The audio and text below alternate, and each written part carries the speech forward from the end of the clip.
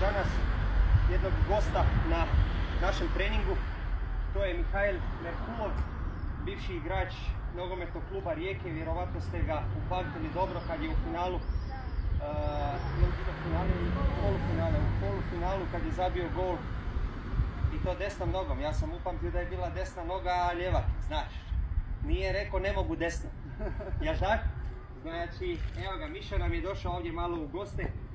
On će biti sad također evo tokom ljeta ovdje, njemu je nažalost evo ugovor sa Rijekom istekao, ali evo on ima malo zdravstvenih problema u vidu ozljede, tako da će evo još sad vidjeti da li će moći nastaviti svoju profesionalnu karijeru s obzirom na njegovu trenutno sada stanje koljena, tako da evo to su isto neke sastavne dijelovi sporta, sastavni dijelovi dečkih života gdje eto na neki način eto i vaš trener je također, evo svi znate da sam imao isto jednu tešku ozljedu prednjih kriznih ligamenata i 2-3 operacije, tako da evo nažalost nisam se eto uspio, iako je moja želja bila isto možda kao i svakog od vas da se profesionalno iskušam možda u nekome profesionalnom klubu i da igram to i da radim to. Međutim, eto, nažalost nisam uspio, ali evo, tu sam, radimo opet ono što volimo i pokušavamo na vas, ovako kroz osobe poput Miše, da vam donesemo nekakva nova iskustva, da vam donesemo nekakve nova saznanja. Evo, imate čovjeka koji je do prije mjesec dana bio profesionalac i dalje to je, evo samo sad je trenutno u jednom statusu malo da vidi kako će to biti zdravstveno stanje.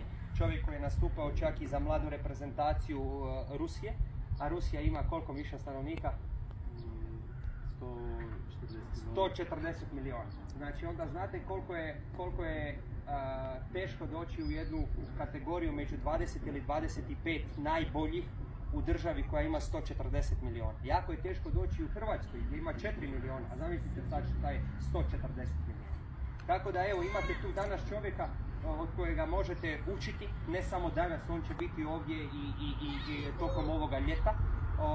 Također evo ja kad budem odsutan malo tamo od kraja 7. mjeseca do 15.8. on će također biti sa trenerom Antonijom i trenerom Elvirom kad bude preko vikenda tu sa vama, tako da slobodno šta god vas interesira, šta god vas zanima, slobodno pitajte, slobodno ga možete pitati neke stvari i po pitanju tog profesionalizma, kako izgleda na primjer jedan njegov dan, kad se ujutro diše, šta jede, kako se ponaša prema svom tijelu i sve to onda kada je, pa evo opet se može ovako desiti, ne daj Bože, nekakva ozljeda teža gdje jednostavno morate nekada možda čak i zaključiti svoju karijeru, iako eto on je relativno mlad, 29 godina ima, ali evo nažalost morao je dosta ranije prekinuti svoju nogometnu karijeru.